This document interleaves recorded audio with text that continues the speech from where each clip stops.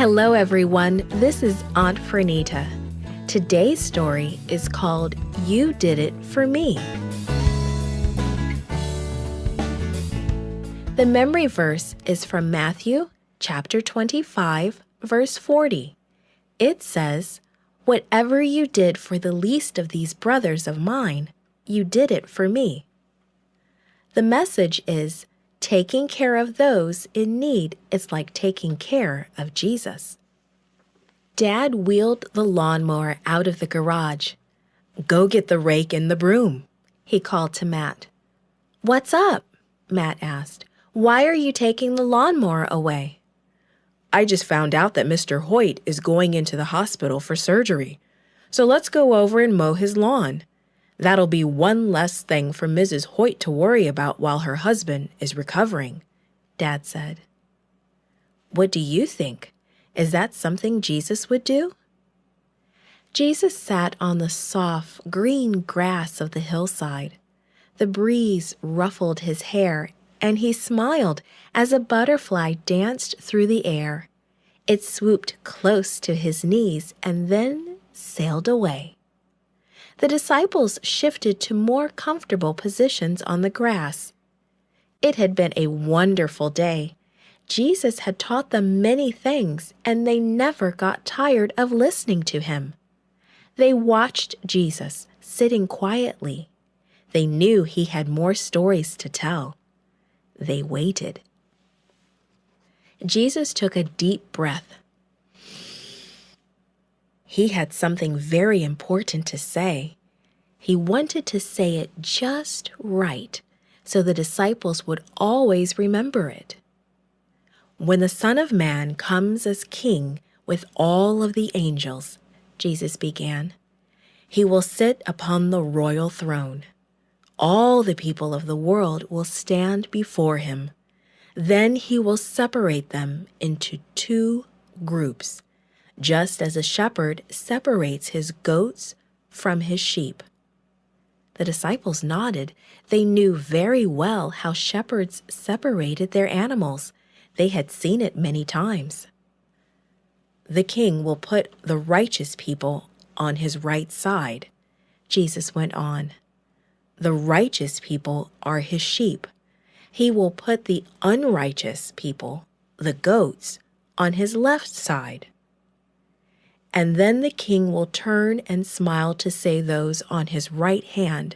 He will say to them, 'When I was hungry, you fed me.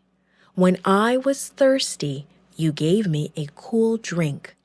You invited me into your home when I was a stranger.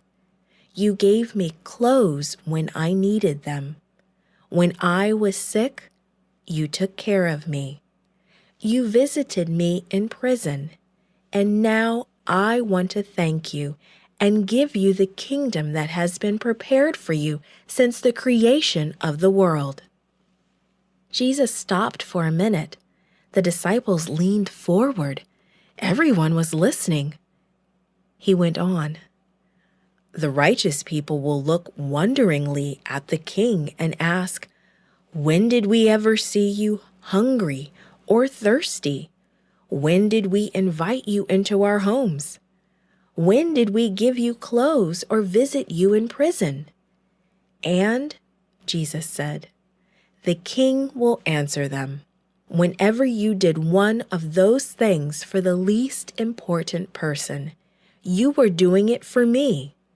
Because you did those kind things for my brothers and my sisters, you did them for me.' Then the king will look sadly at the people on his left side." Jesus continued, "You didn't feed me when I was hungry," he will say. "You didn't give me anything to drink when I was thirsty. You did not invite me in to your home or visit me when I was sick in prison." And the people on the king's left side will shout, "When did we ever see you hungry or thirsty or sick or in prison and not help you?" The king will answer them, "When you refused to help my brothers and sisters, You were refusing to help me." Jesus stopped. He so much wanted his disciples to understand what he was saying. He wanted them to learn to love each other the way he loved each one of them. And he wants us to learn that too.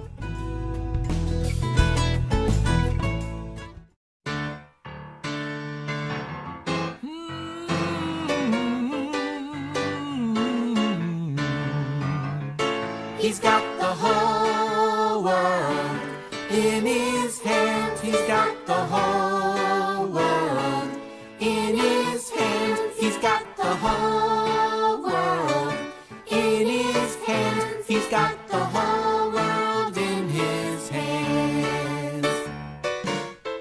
Sing it, kids!